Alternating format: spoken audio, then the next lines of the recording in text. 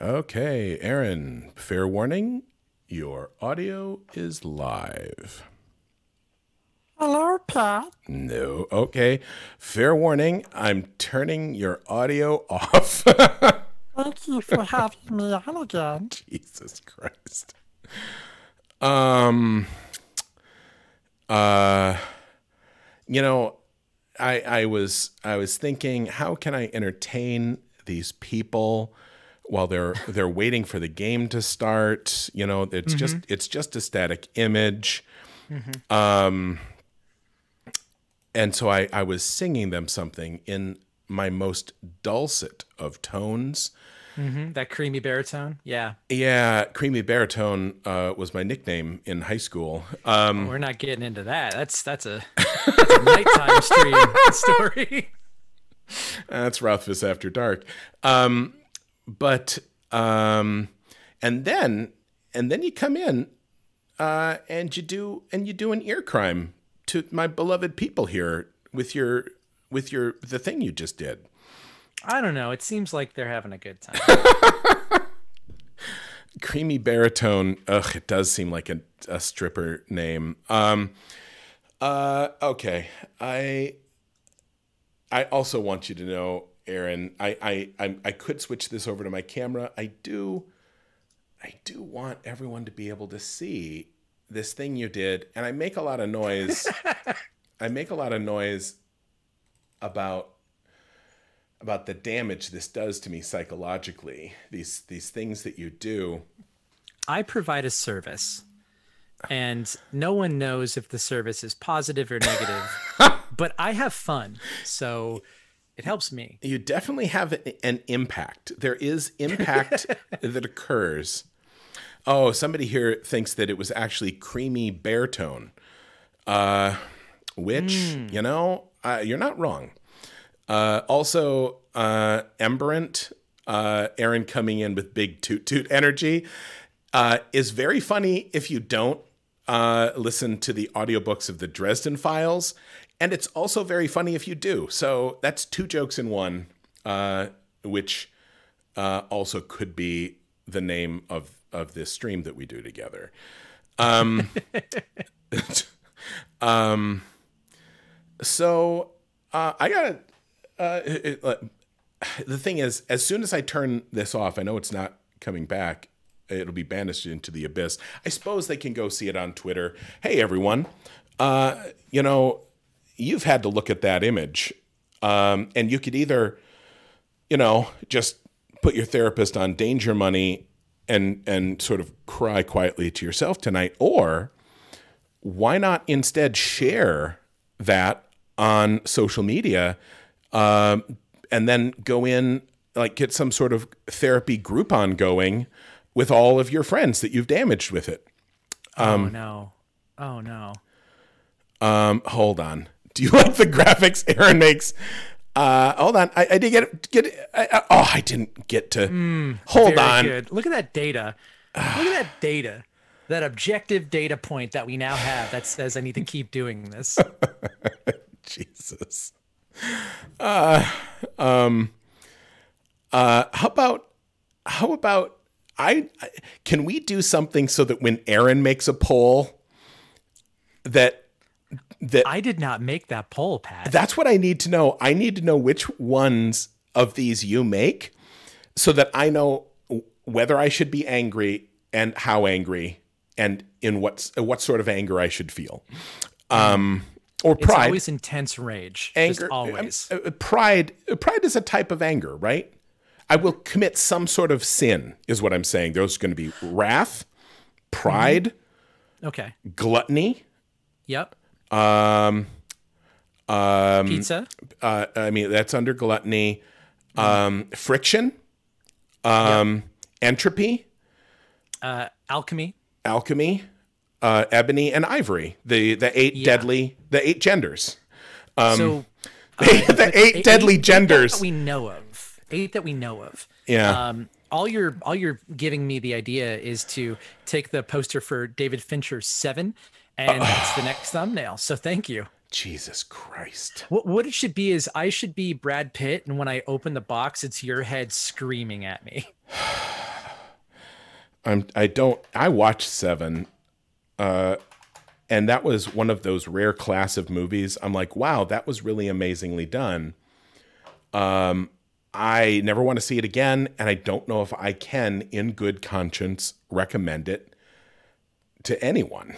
Well, you need to see the Aaron cut.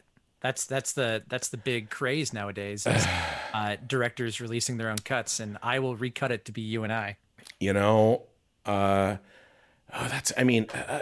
we would need 3 of us, because like, unless you want me to be, like, if you get to be Brad Pitt, I mean, Kevin Spacey. Oh no, see, I can't like Kevin Spacey anymore, like, can I? No, you can't. We should pick a different movie, but I just want to clarify. I don't get to be Brad Pitt. Brad Pitt gets to get interpreted by me. Oh. I'm doing him a favor. We could totally do like an Ocean's 11 thing with the entire crew, though. That might be fun. That would be fun. Although there aren't 11 of us yet. Clones. The mods. Yeah. I bet you there's 11 of us with the mods. Absolutely. If there'll be more than 11, which is great, because then we get to pick favorites and then people feel bad. Yeah. You know, this is what I was saying in the other meeting. We absolutely need to pit people against each other. That's what we want in the community. Well, in our mission, vision, and values meeting, one of our values was damaging people psychologically in a permanent and profound sense. Yeah. Not just psychologically, though. We also said spiritually and physically. Yeah. And like it's that Dark Triad. By the way, the company is now called the Dark Triad. Oh God, Dark Triad, and oh my, that's a good name though. Aaron, once again, you've made a joke, and now you're going to pay for it, because I want some branch of our organization here to be referred to as Dark Triad. We will have our Dark Triad projects. That's you, me, and Andy, I think. Oh my God, are we the Dark Triad? Yes. Oh, it's really unfortunate. You can't say the name aloud because now we're just a symbol. Prince. And actually, I know, God, what does it say about me? I've actually designed the logo in my head already. And it relates to the old alchemical symbol for salt, which is like, it is a triangle, which again is very funny and is very clever. And also it looks very good in my head. And I need everyone to acknowledge that I did something very bad and very good at the same time. Dark Triad is not an objectively terrible name. It's sexy. It's catchy.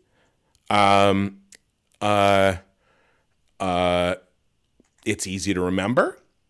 It's sort of indicative of the sort of projects that we'll do. I mean, that Dark Triad will be the part of the business that handles, say, marketing, which is a categorically evil force in the world. There we go. Unlikely maths. I wish I want the ability to give people cookies in the chat or something, because Unlikely Maths just said that I am a good and clever boy, and I just need to hear that sometimes. Pat? No. I also need the ability to issue demerits that physically impact people in the world. Hi, Pat. You're a good and clever boy. Oh, no, actually, that one I kind of like. It took me a while. Oh no, what should next week's thumbnail be? Oh, goody. Oh. Good choices. Oh no. Good choices. I vote Ghostbusters, but it's the girl Ghostbusters one. I love the girl Ghostbusters. I love the 2016 one. It's so good. Yep. I will fight people on this. I love the 2016 It was so good. I showed my boys both, and this was a couple of years ago. So we watched the first Ghostbusters, and all the way through it, I was like, because I like Bill Murray. Sure. But it was gross. It's very creepy, and he gets very kind of touchy-feely in ways that made me uncomfortable the last time I watched it. He like lies to a student in order to like get them into a position where, like, to flirt with her. And that's it. That's the scene that establishes his character. And it's not like, hey, look at this freaking skis. It's like, ha ha ha, isn't he clever? No, You know, it's gross. well, I mean, at the time, they're like, yeah, it's the same thing. Honestly, they did with Star-Lord in the first Guardians of the Galaxy. It's like he leads out, he's clever, you know, he uses gadgets, he's kind of charming. And then the cherry on top, it's like, haha, what if he is a thoughtless womanizer as well? And I'm like, you know, 14-year-old me would have been 100% on board. And if you're appealing to 14-year-old me, you have fucked up. Yeah, like there's a lot of things that I think in hindsight you look back and you're just like, oh, these were not great role models. But there's you know, I must have watched the original Ghostbusters dozens of times as a kid, and it wasn't until maybe 5-6 years ago I was rewatching it. There's a scene at the end where Bill Murray is talking to Sigourney Weaver, who's been overtaken by whatever demon. Yep. And he like kisses her. And she's like floating above the bed. And I'm like, it really squicked me out. Oh, I did yeah. not like that at all. There's a lot of things. I mean, and this is, first off, you know, cultural expectations and whatever change, you know, and there are things between cultures that don't translate well. However, you know, also, hold on, since we're not playing the game yet, I'm going to briefly switch us over to just chatting. As I try to do the good stream hygiene here. Welcome to Good Chatting with Pat and Aaron as they dissect Ghostbusters and only Ghostbusters. So yeah, there's, you know, things moving between cultures is tricky. And I think some people like to sort of throw out, and they're like, well, back then it was okay. And Was it? well, and that's just it. I think it is better and more honest and more appropriate to say back then it was culturally acceptable. Oh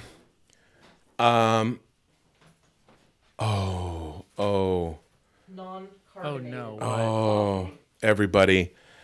Thank you, Michelle. Is this what I think it is? This is my source of power. I don't know, Pat. That doesn't look as good as the last drink you had. Yeah, we'll talk about that. Hold on, what was that? I didn't steal the whipped cream off the top. Oh, okay. So, I mean, just as a brief aside from our aside, I made my morning coffee in the Best Dad mug because, I mean, just so you know, Best Dad, it's official now. And then I jumped into my meeting on time because I'm a good boy and I tried to, well, okay, like 2 minutes late, but that, All right. I mean, which is for me early. You know, and see, I know that probably caused Aaron physical pain because Aaron comes from theater people. And what's the theater rule, Aaron? If you're 5 minutes early, you're 10 minutes late. Oh, I've never heard that one. Yup. That's a good one. The one I always heard was if you're, what was it? If you're early, you're on time, and if you're on time, you're late. Yeah, I've heard that one too, but I'm more anxious than the usual theater person. So it'll be like, yeah, get there 10 minutes early for warm-ups, and I'm there opening the building. I'm like already cleaning the dance mirrors and everything. So I'm probably a bit erratic in the way that I like to be early, but I'm always prepared. You know, Always prepared. the truth is, it used to drive my dad to distraction that I could not just be on time. He used to say, Pat, you have two speeds, slow and stop. And now as a dad, I'm trying to do stuff with my boys, and I'm like, could you like, you've done this like, you know, and I don't want to be the dad who like shouts at his, well, first off, you should never be a dad that shouts at your kids, right? I mean, but my kids, because I've been really careful with them, like even some sternness, right? When this is pointed at you and it is even mildly disapproving, there's some real Old Testament vibes going on. And so I got to really modulate. I effectively have the equivalent of like the Bene Gesserit voice with them. Oh. And so somewhere between the Bene Gesserit voice and the thing Kyle MacLachlan uses, whereas like, you know, my name is a killing word from the best version of Dune, and they shouldn't have fucked up and ever done any other version of Dune. Codpiece Dune. Sting Dune, Patrick Stewart Dune, cool voice modulator Dune. Man. I'm always curious about the new one because I love Denis Villeneuve. His movies are almost perfect, near perfect. I would even say Arrival is perfect. Yep. Want to know a secret? The guy that did the screenplay for Arrival, Eric Heiserer, was originally one of the people who was working with me on the Kingkiller movie. Oh, Pat, why do you do this to me? That's like a knife. Oh, it's like a knife to me too, because he died the death of 1,000 cuts defending my book. I love him. He is great. He's great. What was I talking about? Hold on. I know why I can't focus. Hey, everyone. Ghostbusters? I don't know, man. No, we were talking about something after Ghostbusters. What? How many shots is this? Dune? I don't know. Benny, can I put a little earworm in your head, though? You can if you phrase it a different way. Can I put a tune into your skull that you will not be able to get out? Is it going to kick off a copyright infringement thing on my Twitch channel? No, I'm very good about avoiding copyright stuff. My wife's an IP attorney. Oh, right. So I can't see the word Bene Gesserit without thinking of Prince's Little Red Corvette. And now I always sing Bene Gesserit every single time. And it almost ruins Dune for me, but it makes it a lot more musical, which I appreciate. I would lift my interdict against Dune reboots if it was a musical. Okay, well, now you know what we're doing for end of year. Oh, we can cast for the codpiece Sting person. Oh, it'll be so Aaron, great. Aaron, There's so many good people. No, Aaron. As soon as I said it, I realized it was a good idea because we bring in Molly Lewis. Yeah. We bring in the double clicks. Yeah. Marion Call would write the shit out of that. Paul, can I have one request? Yeah. We hire someone to write the book for Dune the musical who has never actually read the book Dune. Oh, just explain to them what it's like and then have them go. Yes. And also Lin-Manuel, hot off the success of everything, of being Lin-Manuel Miranda. Also, your best friend. My new best friend. I mean, he and Neil Patrick Harris and Neil Gaiman are all kind of, I don't want to say which one is my best friend. They're kind of competing. It's like one of those dating sims, except it's just me and they're all constantly approaching me and giving me presents. And then there's a lot of tension. It's like, ooh, which one will I kiss? So you're like Hold on. Bachelor or Cleopatra? Okay, now everyone, okay. Now, this is the sort of thing like that sometimes in our meetings, we go off on a little tangent and I'm talking to Aaron and we have some fun and we make a joke. And I just realized it's like, oh no, actually we're streaming and that has been recorded. And that's potentially like really, really uncomfortable what I just said about some of these professional colleagues who I really respect and admire. Right? A little bit, but right. I'm thinking about Dune, and I'm thinking that Lynn would be a pretty interesting Leto Atreides, and now I'm just casting everything in my head. No, okay. You know what? This is what we're doing now. This is what we're doing. Oh, okay. So, right. I gotta. It's been a while, so let me think here. What do we? It's been a while. We got to start with Paul Atreides, main character. Oh, no, Aaron. It's me, right? No, it's Lynn. And he, good. and he's like, because he's got the fucking voice modulator, which I refuse to lose that in this new edition because that was fucking awesome. But he sings to activate it, so it's one part Captain IO, right? Oh my goodness. Wait, Captain, are you serious? Are you Yes. bringing Captain? Yes. Okay. All right, Pat. This is Yeah. a whole nother stream. Oh, no. Are we playing the game or are we doing this? I told you we're doing this. It's so Lynn is Paul Atreides and he sings to activate his thing. Makes sense. And which was it just called a voice modulator? Okay, so now we can't do all the characters because there's a lot. We need his mom, Benamam Zerit. Yeah. And for that, world's our oyster, any time period, any person. Any time period, any person. Margaret Thatcher. No. Angela Bassett. Ooh. But I would like to back up because I think it would be really interesting to have Paul Atreides be Anthony Ramos, who is going to be the lead in Into the Heights, and have Lynn be Papa Atreides. Yeah, but then Papa didn't get any airtime. He gets fucking offed. Spoiler alert. We're writing our own version of Dune.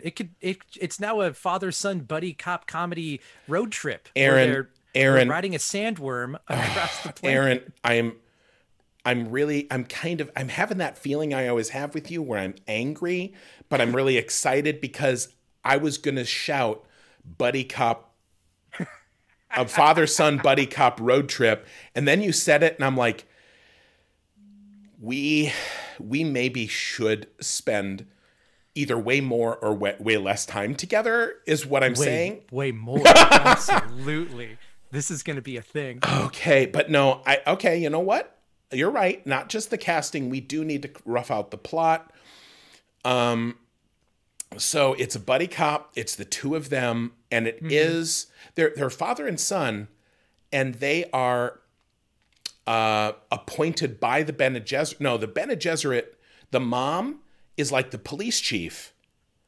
And she's like, you're a loose cannon, you two. Paul is your new partner. And the dad is, he's got a fragment of the knife really close to his heart. And it's going to get closer and closer. So he has 3 days to solve this case or he'll be retired, by which I mean he'll be killed and he'll end up being sort of a subordinate ring wraith. I love this. I love this, but I'd like to touch on one of those points, which is you said the knife is so close to his heart and he only has 3 days. I think there's a really great opportunity here to do some cross branding with an indie studio called Marvel, where we can put the Iron Man arc reactor, like they're trying to build the arc reactor to keep the knife from hitting the heart. That way we get another whole demographic. And then we get into the comic book game. That's where the money is. Yeah. Well, now here's the problem. I mean, that's very good. I'm yes, and yes, Dan. See, can I develop my own comedy style where it's like, here's the problem. It's not yes, and it's not yes, no, but. It's not no, but it's just, here's the problem where I just critique whatever my improv partner says. And it's not funny, but then everyone leaves feeling like at least they don't have to interact with me, and that makes them feel good. Let's create that as a side project. Hey, today is just all tangents all the time. Do you know about benign violation theory? Oh, goodness. I know about those words separately, but when you place them together, I start to sweat. It sounds super scary. Trust me, I'm not going to get into a bad thing. This is a theory about what makes funny things funny, where it's effectively, and I know I'm pretty sure we've talked about one of the things that makes funny things funny is transgression. Although I think transgression is a symptom of actual what I think the root of that type of comedy is, which is actually a revelation of the ridiculousness of a thing, or the presentation of something which is in itself ridiculous. But the benign violation theory is like something is funny if there is a violation of a social norm or a transgression. But like if somebody dies, then it's not funny because it's not benign. That's malign violation. And some people do think that's funny, but they're not great. That's in the realm of the Dark Triad. Yeah, that's that's the realm of the Dark Triad. Yep. That which is also the name of our movie studio, Dark Triad Studios. God damn, Dark Triad Studios. I made it better, Aaron. It's intimidating just to hear. Yep. Oh, wait till you see the symbol. We're gonna stamp it on people like Solomon branded the gin. Are you branding people? Yes, and all these actors will belong to me, and they will live. Oh, yeah, you're referring to a company. Okay.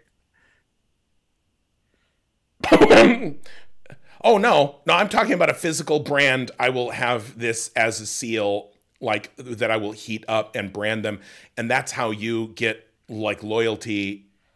And also, I do own you. Like, I mean, you know how Hollywood works, right? This is actually this is way better than the way it normally goes. I was going to say, based on the stories I've read, this is still bad, but less bad. Exactly. Right. Everyone's going to flock to this banner where they're like, wait, only searing pain and like physical disfigurement. Like, but you're not actually going to like psychologically, torment me. And so method. Yeah. Okay. So now, why do we give away these ideas for free? Because I feel like someone's going to go out and register the Dark Triad company. Like, should I just purchase up these web domains now? Yeah, actually, literally, Aaron, could one of our mods be on that? Like, I feel like this is what Justin does, except he pre-records my brother and me. And so when they do this, he quick grabs that domain name. I'm doing it. Yo, thank you. Please. Dark Triad. Get Dark Triad and then also Dark Triad Studios.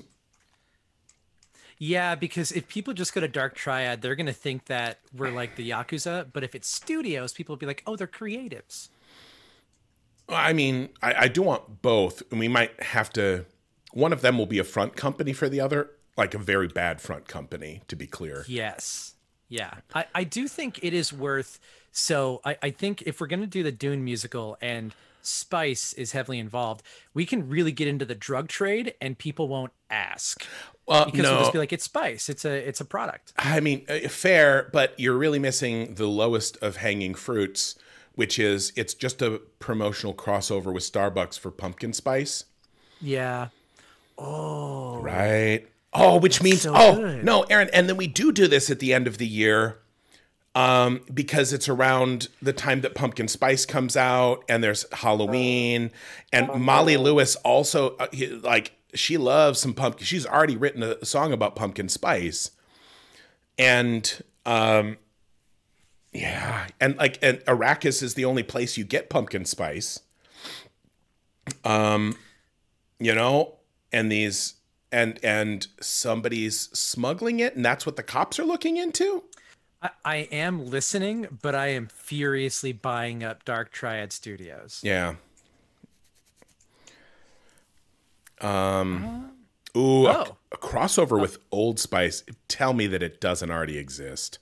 For $1, huh? Okay. Yeah, for $1. So do we want darktriad.info so people can look for news about us? I mean, com. Darktriad.com is taken. It's going to be kind of pricey, but I think that we can get how pricey? Darktriad.pro. That way people know that we're not amateurs. Oh, wait, Darktriad.life. Because with the brand, you're here for life. Dark Triad Life sounds like the worst. Like, hey, Dark Triad Life, bros. Dude, darktriadbrewing.com is available. We're a coffee company now. Wait, what about the Dark Triad? I mean, we also do need Dark Triad Studios. Yeah, that's in the cart. Okay. If you wanted to buy thedarktriad.com, it would be 60,000 space bucks. Wow. Yeah. Okay. We'll take a pass on that. Did you say the Dark Triad? Wait, let me go back.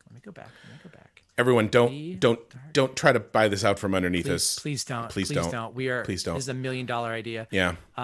Thedarktriad.net. What is it? We could just get it. Yeah. What about org? what about nothing but .net? Nothing. Do you want 2 T's or 1 T? Both. One would refer to the other. Nothing but .net. Oh, it's taken, but that's such a good idea. Yeah. I'm upset about it. Yeah. Okay. Dark Swish.net. How about Taken. what about darktriad.edu? Is that illegal? No, because we want to educate people about what we do. Yeah. From the spice trade to the Starbucks brand to the actual brand that we put on our players. How about this? Could you Dark Triad sexy. Wait, what about sexy Dark Triad? It's available for $1. We're doing it. Sexy. No, hold on. I think we're selling past the close because you don't say, a phrase, you know what Lin-Manuel's name isn't? Sexy Lin-Manuel Miranda. It's a hat on a hat. It's implied. Yeah, Dark Triad is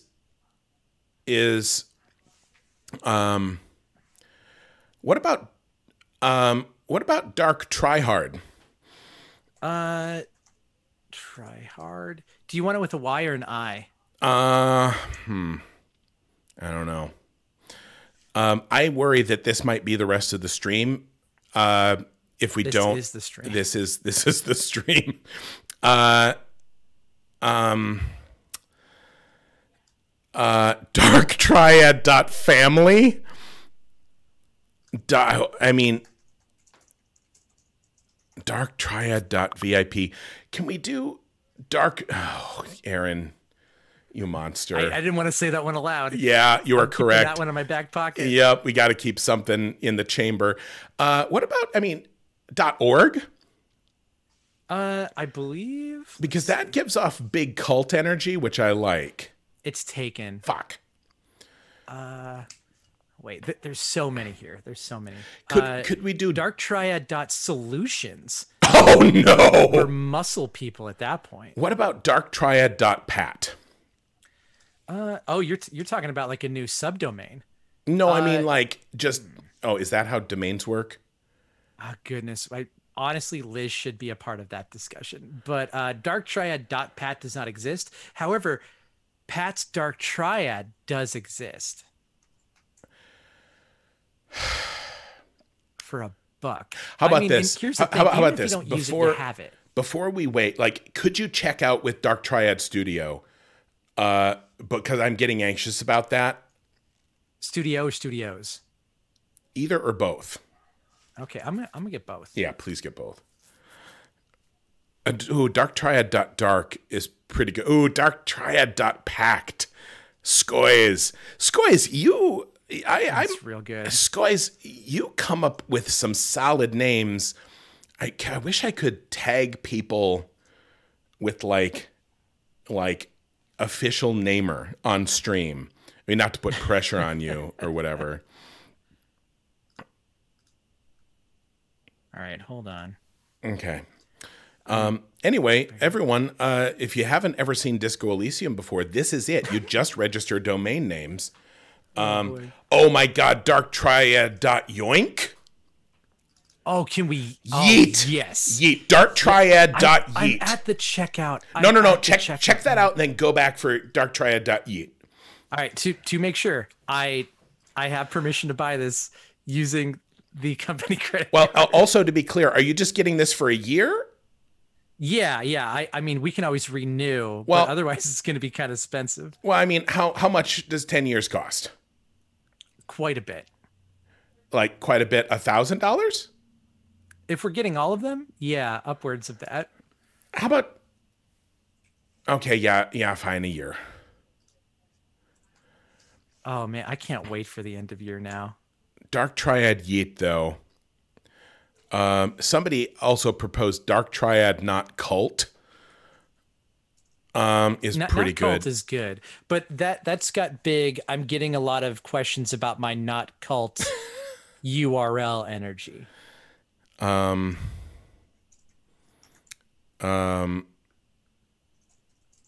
Dark Triad, and I keep seeing these little clips. I love it when people do clips of the stream, but I feel like we don't have a good process to make sure, because I know like I should take some of those clips and like put them places.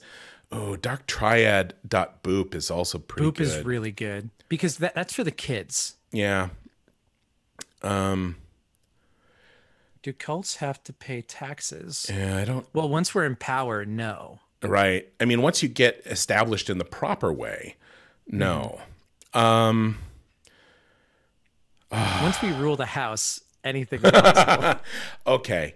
And you know, and that's how we would cast the movie. Just to I would, you know what I would like? I want Randall Monroe to just map the arc of that conversation we just had, which I think started with Ghostbusters and ended with us going on a domain name shopping spree. It's the natural progression. Yeah. Pat, what did we want with the salt alchemical symbol logo? That's the brand, isn't it? Yeah, that's the logo for Dark Triad. What if somebody says if I had 180K lying around, I can get my own TLD? I don't know what a TLD is. I believe it's the lowdown. Is it the cash money lowdown? Yeah, you want to yoink out as much knowledge as you can and then yeet it into the bank. Oh, also, did you get darktriad.yeet? I'm working on it. Okay, it's not. Okay, I didn't want that to get lost in the mix. I can't wait for when we look at the financial overview for April. Yeah, when our accountant says, "Hey, it looks like you spent $50,000 on domain names, and then you had to fire people." Looks like you bought darktriad.bonerjam. Why did you do that? A TDL is the thing that comes after the last dot. So what if I made a TDL, like a .pat, right? And then if people bought a domain name and they wanted it to be .pat, then do they pay me? I'm not sure, but again, wife is IP attorney. She would know. I can ask if we should even go after that, because if we can get darktriad.pat, I think it would really be beneficial to the company. And here everyone's saying yes, yes, yes, yes. I also bet we would save money on hosting. We still do hosting on the internet, right? I'm a little bit behind. We're hosting your stream right now. No, so I mean, like, think so. Are there other types of hosting? I think I need a server. Do I need a server for a TDL?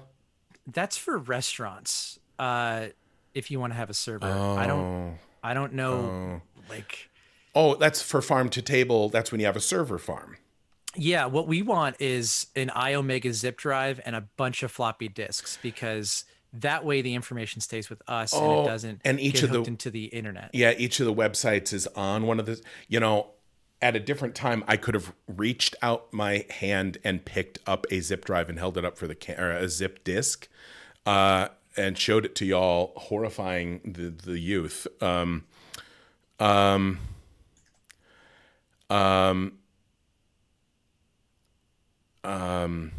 Yeah. Hey, everyone, if you're on the stream and confused, you're correct. So am I. This is like kind of like me and Aaron constantly talking and neither one of us being willing to back down from this spiraling madness that we are committing to.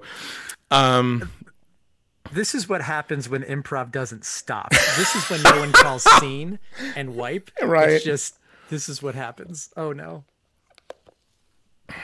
Someone says there's an SS top level domain, but Pat, I'm going to say you don't want anything associated with your name that has SS. No, SS has some connotations. Now, Fuss would be a fun one. Oh, geez. No, it's Patrick Roth Fuzz because of the thumbnail. No, not. Okay, I'm going to go back to it so everyone can see. Oh, dang it. Boop, boop, boop. Boop, so here's the question. Boop. Should we sell these thumbnails I made as NFTs? Don't start with you told me we weren't doing NFTs. Everyone, I tried to do NFTs and Aaron said no because he is mean to me. That's the exact reason. Yes. I believe something else came from that conversation, though. That is true. Guys, we have such plans. If you thought that I had plans on my own before Aaron came in here to be like a weird, horrifying enabler and sounding board. Hold on. Oh yeah, $8,000 open bid.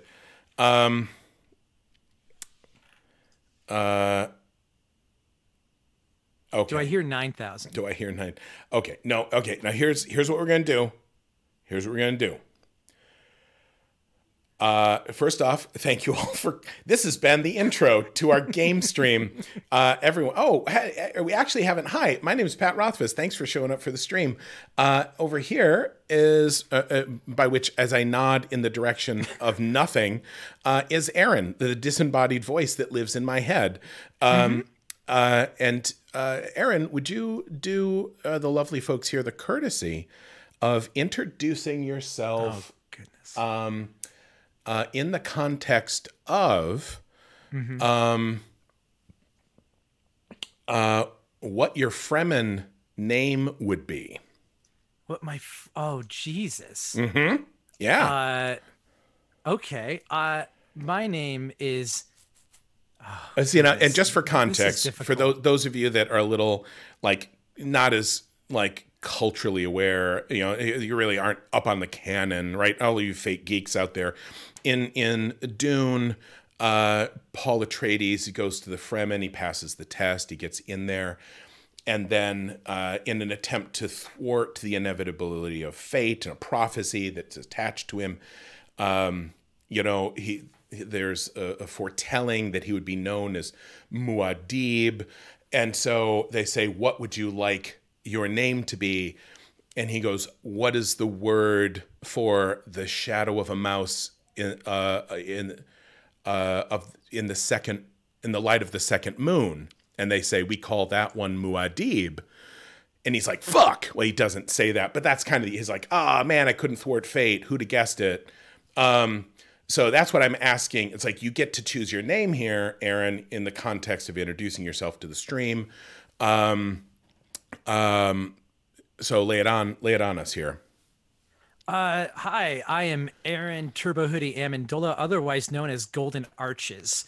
I am, that's my Fremen name because I love a good McChicken sandwich, especially hungover. I am Pat's appointed player 2 and community manager. I've got, what would I do in order to get my name? I've got 39 platinum PlayStation trophies and over 75,000 gamer score, and I came in second place for Ghostbusters video game championships back in 1991 at the age of 6. What have you done? No, hold on. I love long walks on the beach, a nice whiskey, and playing Resident Evil games, and I think pineapple on pizza isn't awful. Wow, that's a very good one. Everyone, can we clip all of Aaron's intros? Because I want a supercut of that at some point. All of Aaron's, I should have done that when he wasn't here. I should have. Damn it. Yeah, now he's going to be thinking about it. Yeah, I want it to be organic. I love the fact that you told me to do it in Doom terms because that really, really challenged me. But I don't want to pre-write these at all. No, like you can't. That's why I always throw you a context. Um, okay. And also, I just want to say, that we didn't really talk about the important thing, which is today, I made coffee for myself, right?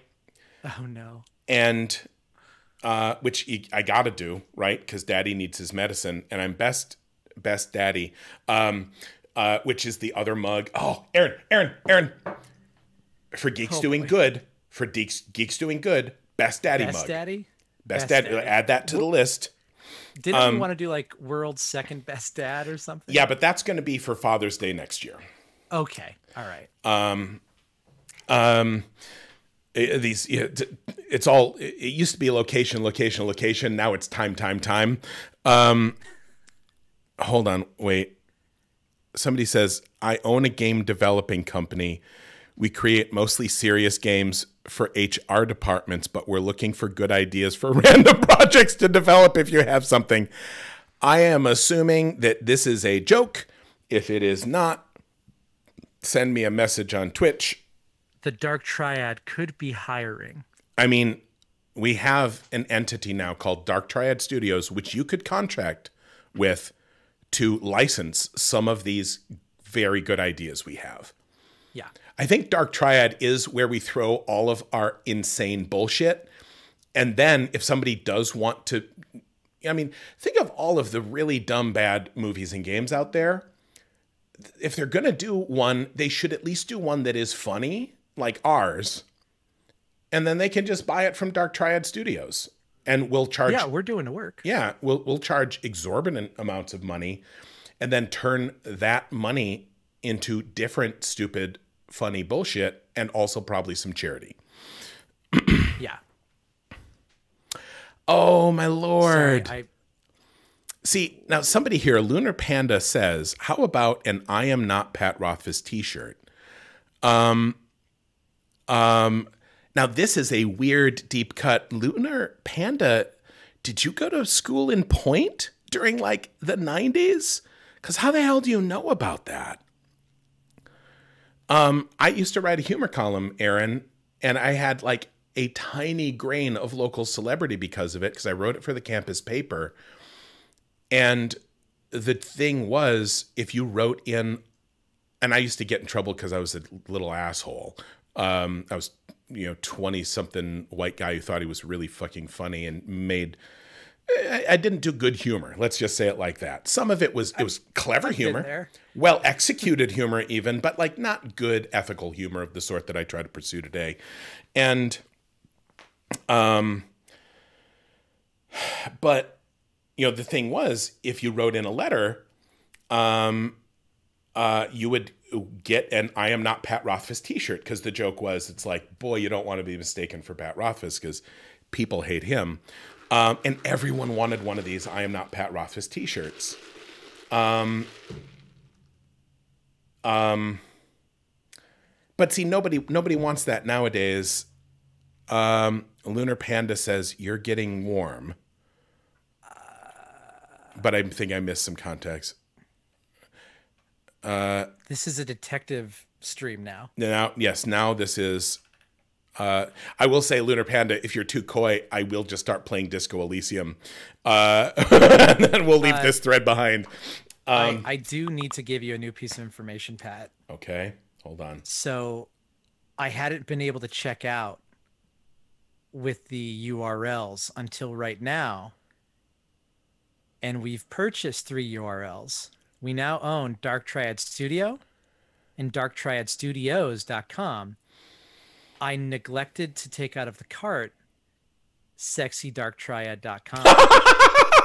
So, honestly, I'm cool with it. No, I'm super cool with that too.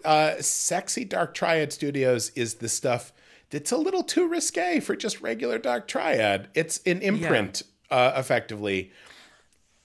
It's like Dark Triad after dark, which implies it's super dark. In my new email, Dark Triad after dark. Also, we do need it's now. just Triad. Oh, that'll be very confusing. I do think we need a new email address. We need Aaron@sexydarktriad.com. Oh my God. No, actually I was thinking we need Dark Triad at whatever. I can't actually remember what our tag is for the end of the email. Lunar Panda says, I'm actually one of the rare owners of your college survival guidebook, and you went to UWSB. There were only, at most, 500 of those books printed, which is probably a good thing because that humor did not age well either. So hold on. How would I pronounce this name, Aaron? Fadiel Diddy? Fadiel Didi? Fadiel Didi? Fadiel Didi. Fadi Ladidai. DLD. No joke, we're really looking to find some cool ideas of things to develop, mainly for a portfolio. So here's the thing. I'm going to drop me an email and let's talk.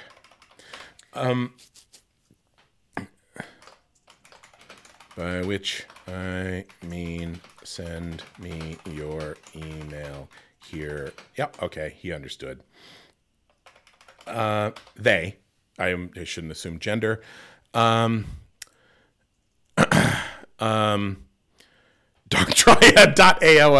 Darktriad.hotmail. Yes. Okay. Netscape at Dark Triad. Spin it around. Can we get like Netscape at hotmail.com and use it for something? Do you want Hotmail MAIL or Hotmail MALE? Because it's very different. Sexy Dark Triad at hotmail.com. Hotmail.com. Yeah. Does Hotmail exist? Let me see. Nope. Okay, I'm stopping us. You're stopping you. I cannot be stopped. Yeah, you can't be stopped. Wait. I typed in hotmail.com and it took me to Outlook. What did they buy hell it? Is this? Hotmail owned the world for a while. Also, Aaron, can we throw onto the agenda me getting pronouns here in the Twitch chat? Is that something I have to install so that everyone can have it, or? There is an extension where you can install it for, I think, Chrome or Firefox, and you should be able to get your pronouns on your profile. Cool. Okay. By the way, if people are trying to email darktriad@pathrothis.com, it's just going to come to me. Did you create one of those email forwarding things? I consulted the third part of the triad on this. Andy's going to start just sweating cold the entirety of whenever we stream. It's like she's going to be like, what bullshit did you buy now, boys? What project did you start that now I am going to have to deal with the consequences of? No, you see, it's a video game, but you eat it. No, please. TM. TM. Which is to say, TMI. Okay, there's an email from a person who maybe wants to do a game, an HR game. Okay, it says Bill Gates at Microsoft.com. Are you serious? Aaron, okay, all joking aside, did you know that Elon Musk followed me on Twitter? No, stop it. He did. Like, for real. Followed, not right now. It was maybe a year and a half ago, and I was like traveling, and that's when I had Twitter on my phone, which is to say back when I was deeply unhealthy. And so I was like, and a lot of times, because if you have a lot of people all up in your biz on the tweets, because you're cash money. I'm going to start making up fake slang and mixing it up with real slang that I use wrong, and just try to ruin the language for everyone. But so you can hit the button that says, "Oh, I just want to see verified interactions." Sure. Which means like a lot of my writer friends or people in the game industry, whatever, if they are responding to me, it's easier for me to see that way. So I did that, and then it said Elon Musk followed you. And I'm like, haha, somebody got like Elon _ Musk or like Elon Musk, but with like the Ukrainian italicized K or something like that. Like Musk with QUE. Right. But then I clicked it and I'm like, huh, it's actually him. He's following 77 people and I am one of them. And everyone else is a like corporation except for like 3 people. Oh, he knows about the Dark Triad. He knew. He had that Hyperloop technology and saw into the future and saw that we'd be very powerful. And so I was like, hold on, you've heard Musk talk about the name of the wind? I'm looking this up. No, don't. I'm telling a story right now, and that means everyone has to pay attention to me because I'm cool. Because I'm clever and a good boy. Is that what it is? So here's the thing. He did it. I was just amused, and I'm like, what? This is so weird. And then I saw my friend. It was actually Chikazul, and I'm like, hey, look at this. And she's like, what? And this was even a little bit before like some of the labor stuff came to light. Now, and to be clear, you know, anyone who accrues $1 trillion has done ethically dubious things. Honestly, merely the possession of a certain amount of wealth in our society is ethically questionable. Yes. I will say, as somebody who has accrued an amount of wealth that is, I do consider it potentially unethical to have as much money as I do in a society that works the way that ours does.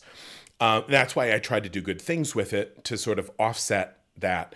I do believe in things like the concept of a maximum wage. Like, absolutely. A person should be not be allowed to earn more than a certain amount of money. Why?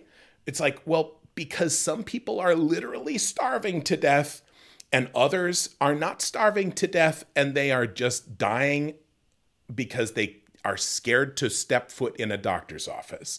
And that means if you make $1 billion and you live on an island and you just eat the tongues of peacocks, then yeah, that's unethical, in my opinion. Sorry to come out with a bold stance. But look, what are you going to do with all that money? Oh, you can't possibly spend it all and be happy. Aaron, I would say if you have that much money, you're probably unhappy. Aaron, do you know what I would do with $1 billion? Aaron. So many Dark Triad. So many Dark Triad. Anyway, so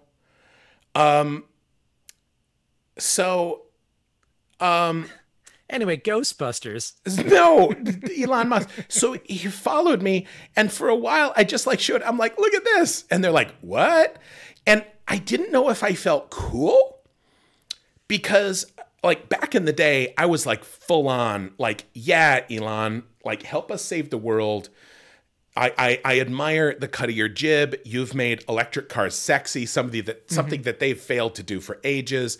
Then he open sourced all of his proprietary patents, you know, which not only was amazing and forward thinking, but also incredibly savvy because, you know, his pitch was like, you know, if we're gonna save the world, more people need to make cars using this technology, and that means anyone can use it.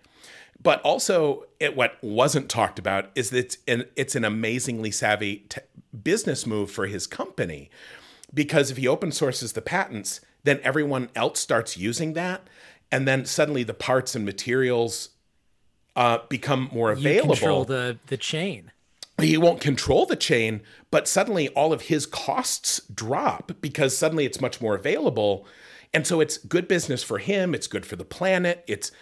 This is why like proprietary data actually does like kind of hurt everyone. It helps like a very few people, but as a whole. So anyway, he did that. And I'm like, you're doing cars and solar energy and giga batteries. And then I'm like, and then here's the truth is anyone you admire has probably done at least 3 things that would make you never want to look them in the face or say hello to them on the street. And the same thing is probably true with every single one of your friends, family, relatives, that they have done 3 things in their life that if you knew about them, it would ruin your opinion of them or your relationship with them. Do you think that's fair, Aaron? Yeah, I mean, I think that we're getting into a different conversation, but I think that everybody has flaws. Nobody's perfect, but there are imperfections that make me love people even more because I understand where they're coming from and it informs me how they act, and I can see myself in them. There's that sort of empathy that works both ways. And so, and of course, we've talked about the robot suit before, which is the more power you have, the more accidental harm you can do, which means you have to be more careful. But, you know, and so here, let's like punch way above our weight class. Let's say you have a Bezos and a Musk. You know, arguably the only 2 contenders in that weight class, you're right? Jobs? No, he's dead. Steve Jobs is dead. A little bit. Aaron, what are you doing? Yeah. The revenant of Steve Jobs. But you got those 2. What in your, like, is there one that, like, if you got to partner with for some project, who would you pick? I would probably partner with Musk over Bezos because Bezos with Amazon has done so many disparaging things to his workers that I just hate it. But Musk, I feel like if I could just rein him in and get him to focus, you could do some amazing things, but it would constantly be like working with 2 me, supervillains. No, that's one supervillain, but like we would constantly be watching each other's back and making ourselves better supervillains. But with Bezos, I just think it's totally out the window. I also think Elon Musk is an alien trying to get back to his home planet. So he has a vested interest in really doing the best work to help us. And Bezos doesn't have that. Yeah. And as a couple people in here are, you know, are saying, what about Bill Gates? Well, Bill Gates is like, he's not, Gates is probably the somewhat distant second place in terms of like influential tech multi-billionaire. But I'm pretty sure like what Gates probably has like, I don't know, $50 billion, which kind of doesn't put him in the same weight class as like Bezos and Musk, who are like racing for trillionaire. And also, Gates has kind of said, how about I stop doing all of that? And now he is taking his money and really trying to do good work in the world. He's worked a lot with Heifer in the past. But I'll say this, I think from what I know, and it's not like I've really dug deep down into it, a lot of the things Bezos has done has accidentally, and I'm giving the benefit of the doubt here, accidentally and inadvertently deeply hurt humanity in ways that will ripple through time. I'm inclined to agree, because the practices that Amazon has brought into the consumer space can only be done by a company like Amazon, and all these other businesses are trying to keep up, and it's not healthy. Yeah. But even more than that, as if that weren't enough, ultimately, and I'm going to do this one brief aside. It's going to be a downer. And then, Oh no. and then we're going to go and play some Disco Elysium, which will also maybe be a downer, but at least it's in a fictional world. What happened is Bezos saw an industry that he could disrupt, right? And that industry was the publishing world, which admittedly is a very old industry. And when you have things like that, you have archaic systems that have not moved forward with current culture, attitude, technology, etc., and found a way to do a different system that was better in some ways. And unfortunately, raw capitalism does not promote a sustainable ecosystem. It is a absolute driving force, but how about, and when I say ecosystem, I'm talking about the world, I'm talking about culture, I'm talking about economy. And so, for example, places in South America are like, well, we can burn down 100,000 acres of rainforest and then plant coffee, and this will be really good for like our people, and we'll have income and all of this. And it's like, and then, 3 years later, there's a lot of rain and there's mudslides everywhere. And also the world doesn't have enough oxygen. And also for that small group of people, it made a lot of sense. But the implications of what was effectively a capitalistic choice to make a change to make more money have really bad long-term impact. Yeah, no ethical consumption under capitalism. Right. And which I view as a needlessly, rather a unnecessarily negative and absolutist statement. Because if you just say there's no ethical consumption, it's like, well, hey, you're fucked. So I guess if you're fucked no matter what, do whatever you want. And that's not a good way to think. Or try to be the least fucked you can be. I mean, least fucked you can be is going to be a t-shirt we'll make. So that's the title of this stream. So the my main gripe, and maybe it's just that I don't know more about Musk's impact in certain industries because I'm not in them, but effectively Amazon and their practices have directly resulted in damage to the publishing world.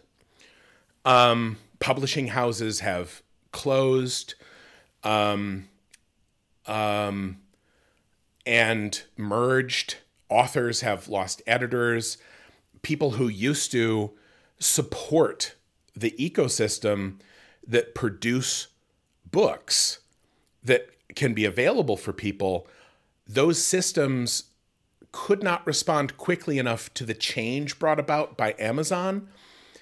And so those systems collapsed. And some people would be like, well, then they should have moved with the time, like, evolve or die, motherfuckers. Like, we're here to disrupt everything. And it's like, well, sure. But ultimately, all those people who worked in publishing had jobs and families and earned money and lived lives. And it's like, could it be done more efficiently somewhere else? Sure. But the purpose of everything isn't to be the most efficient. Otherwise we would all just live in a coffin and eat slurry, But here's the bigger issue is publishing books is it's two things. it's one of the very few art forms that is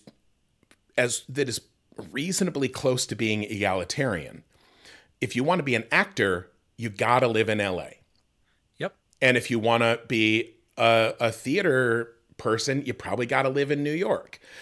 And both of those are very expensive places to live. And that means you can kind of only be an actor if you come from money and can support yourself in a very expensive place. And that typically, because of institutional racism, that typically means you're a white person. And that means people with money from a certain culture are in control and unfairly represented in these industries that produce entertainment. And the entertainment we consume shapes our view of the world. So, like, that's part of why all of Hollywood is really fucked. But publishing, you do not have to live a place. And there are, racial problems. There's sexism problems in publishing too, which are getting better now, and there is more of an eye towards diversity. And there's some really great authors who are, doing great work who might not have gotten a chance because their names weren't European, 30 years ago or 20 years ago. But here's the real, truly scary thing. And that's the fact that there is only one scientifically proven way to teach people empathy. And that is, if people read fiction, their empathy improves. And that's the only way that has ever been proven to improve people's empathy. And as if you watch the stream, that my opinion is empathy is the defining human characteristic. The more empathy you possess, the better a person you will be, because you care about other people. And that means you will not be as much of a dick to them, And that's kind of what we're here for. At the very least, we're here to not be dicks to other people, but hopefully to also show kindness and consideration. And so what this means is, I will say largely unintentionally, because, Bezos didn't say like, what I want is to fuck humanity's empathy system. That's not what he wanted. He wanted to go in, find a system that he could manipulate in order to, gain power and money, and then has parlayed that into, the big thing, the big place Amazon makes its money now is like by managing the internet, like where everyone stores all their information. Like that's their world now. But the fact is that as a stepping stone towards that, the ecosystem that made sure books can be made by everyone and then get distributed to everyone, he has damaged that ecosystem. And the authors make less money, publishers make less money, and this means that we will be seeing the impact in this for generations. If people read fewer books, they will have less empathy. And that is the opposite of what we need right now in the culture. We need to really try to gear up towards more empathy so we can like not just eat each other. And that's my main gripe against Bezos, is that I don't think he did it intentionally. And part of me wants to think that if somebody's like laid out the math for him and said, hey, could you stop this piece of your empire from that? Like, if you put some of the money back into this little ecosystem, humanity would grow and improve, help subsidize the pursuit of good books that are entertaining and that will help people become better people. I would like to think that any person would be in support of something like that. But I don't know. Maybe I'm an atypical sort of person in that respect. No, I think you and I share the same, some would call it a flaw, of being hopeful and optimistic about how people will perform. And there's so many issues, right? There's so many things going on in the world, and I don't think anyone ever sets out to make something destructive or make something bad. But at some point, you're so entrenched in it, you maybe can't see how it's affecting other people.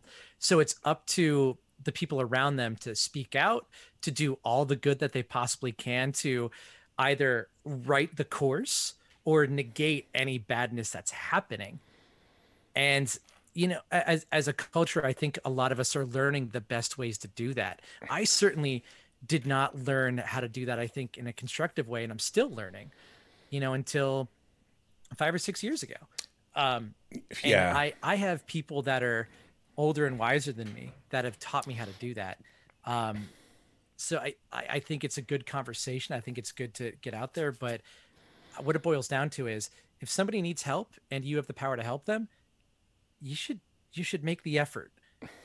That's the rule that I teach the boys. It's the first rule. If you say to them, "Hey, what's the first rule?" and they say, "You take care of people smaller than you."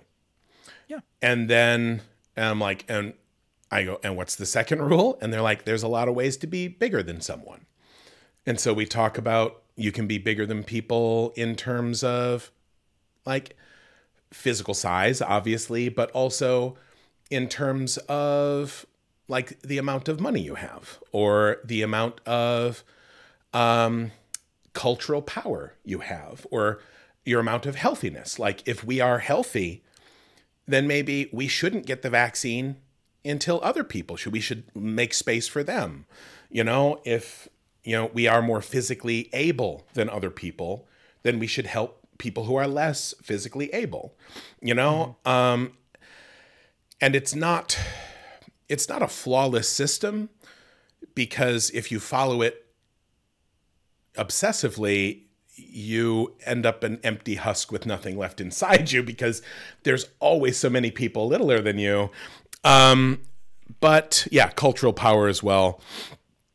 And I'd also like to state, if you spend so much of your time thinking about all the ways that you want to help but aren't able to, I really recommend turning off your phone, your computer, and just taking a night and reading like a physical book, because getting away from the internet is one of the best forms of self-care you could ever possibly gift yourself. Do you know that they've shown, I'm sorry, I didn't mean to interrupt there, but to back that up, to be your hype man, to say, they have shown that getting off, for people that are on Facebook regularly, stopping using Facebook has, I think, between 30 and 60% the amount of mental health benefit as going to therapy.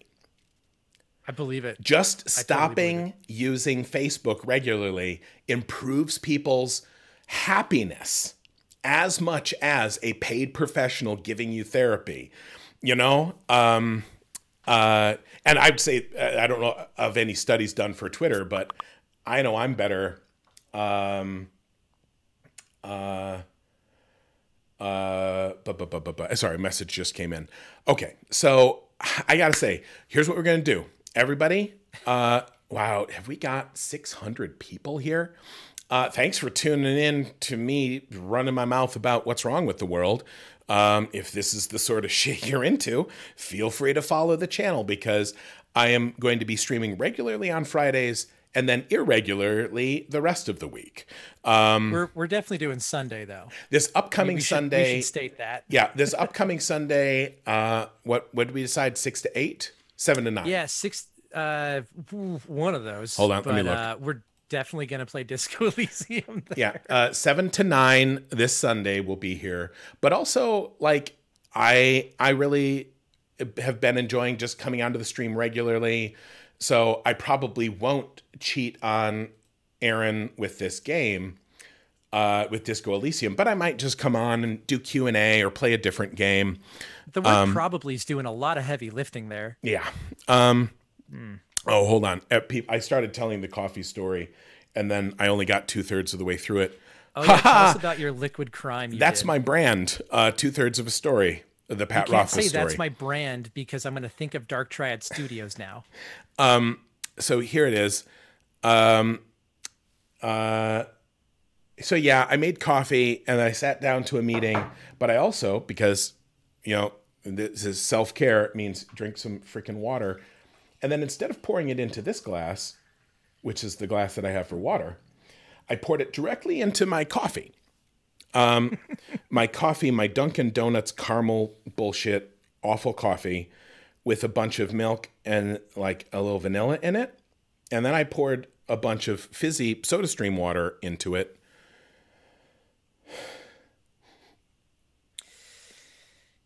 Palpable disappointment. Consider it a gift to you that I'm not able to accurately describe the extent to which it is deeply unpleasant. It's like coffee, but it's angry. It's like coffee that hates you, and is disappointed in you, and also it is very sick. Imagine a dog that normally you pet it and you like it, but now it's a dog and you touch it and it's sticky, and then you throw up. It's like, what if coffee had the flu? Yeah, that's a pretty good one. Hey Pat, real quick, I just want to point out, looks like Saucefire is doing a 24-hour charity stream tomorrow, and that sounds rad as hell. Oh yeah. Just wanted to bring that up. Let's make sure that we throw an auto host onto Saucefire. I've lost the ability to find where my auto hosting stuff is in Twitch. I set it up a while ago and I can't seem to find it again. Okay, so now here's the thing. I'm going to switch over to here because despite the fact that this awful coffee, it was awful, I have drank another coffee and some of that and the water. I really need to attend to a biological necessity right now. Yeah, ditto. Oh, no. So if we're both gone, what do we... Were you expecting me to... I'll do it. I mean, we could go back and forth. If let me go and then you somehow provide some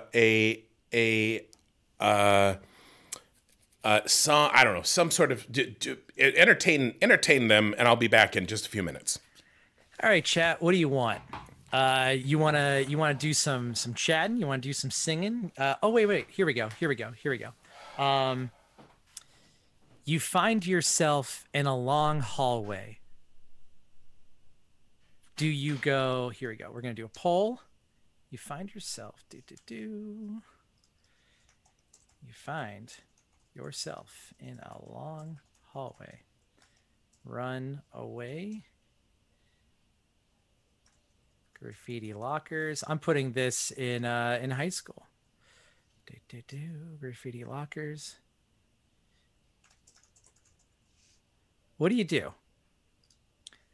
This is Aaron's RPG hour. You find yourself in a long hallway of your high school. What do? Do you run away? Do you graffiti the lockers? Or do you go to class? You have 1 minute.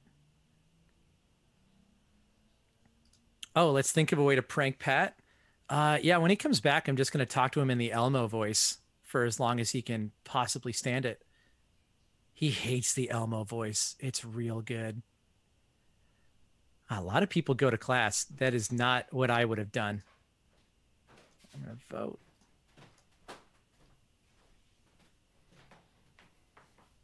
Graffito lockers. It looks like go to class is going to win out here. Everybody here is in Hufflepuff. Well done. And I'm back. Welcome back. Oh, jeez.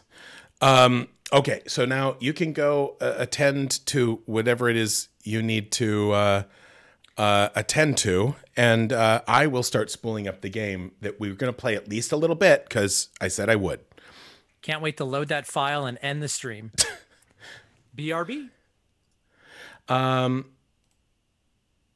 I'll also say, everyone, if you're just tuning in for the first time, I kind of stream erratically. Feel free to follow here if this is the sort of thing that you want to be exposed to regularly.